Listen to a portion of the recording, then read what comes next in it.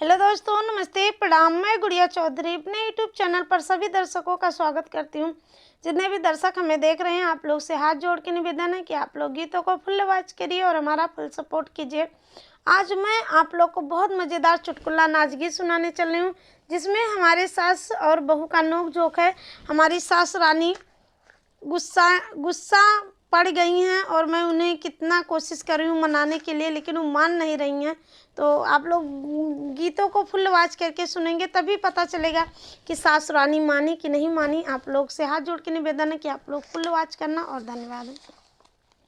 अरे थक गईले हे सासू तो के मनाई के, थक गईलू हे सासू तो का मनाई के, चल जाबे नैहर बीरनमा बुलाई के, चल जाबे नैहर बीरनमा बुलाई के।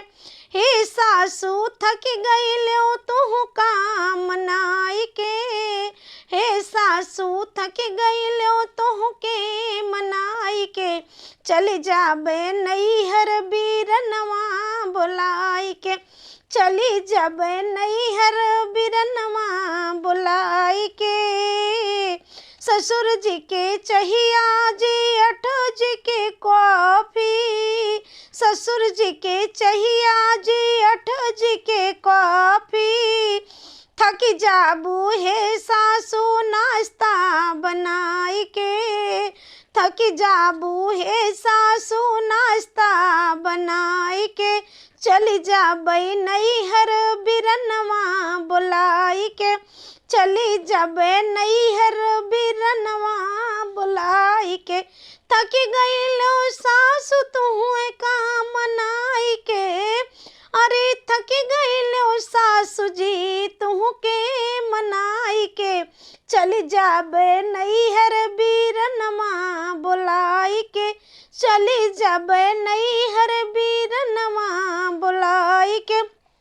जठनी जी के बर्तन ननद जी के झाड़ू, जठनी जी के बर्तन ननद जी के झाड़ू, हे सासू थक जाबू खनवा बनाई के, हे सासू थक जाबू भुजना परोस के, चली जाबे नैहर बीरनवा बुलाई के, चली जाबे नैहर बीरनवा बुलाई के। हे सासू थक गईलो तू काम नाई के, हे सासू थक गईलो तू काम नाई के, चली जाबे नैहर भतीजवा बुलाई के, चली जाबे नैहर बीरनवा बुलाई के। हे सासू चली जाबे नैहर बीरनवा बुलाई के, हे सासू थक गईलो तू काम नाई के, हे सासू थक गईलो तू काम नाई के। छोटके देवरवा के बड़ी बड़ी फरमाइश, छोटके देवरवा के बड़ी फरमाइश, बड़ी फरमाइश हो सासू जी बड़ी फरमाइश, हे सासू थक जाबू से जिया लगाई के, हे सासू थक जाबू से जिया लगाई के, हे सासू थक जाबू सैया के से जिया लगाई के, चली जाबे नैहर बीरनवा बुलाई के, चली जाब नैहर बीरनवा बुलाई के।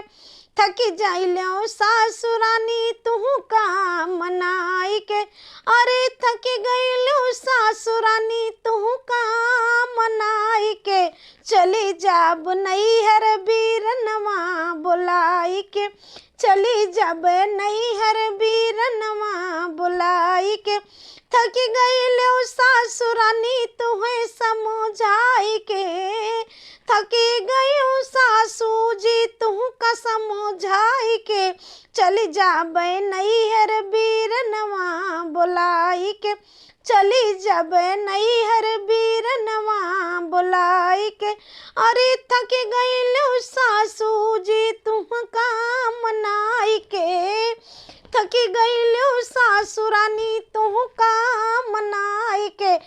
चली जा नैहर बीरनमा बुलाई के, चली जा नैहर बीरनमा बुलाई के। हमारा नाच गीत आप लोग को कैसे लगा कमेंट बॉक्स में जरूर लिखना। धन्यवाद। अगर किसी की सास बहू की नोक झोंक ऐसी होगी तो कमेंट बॉक्स में जरूर लिखना। धन्यवाद।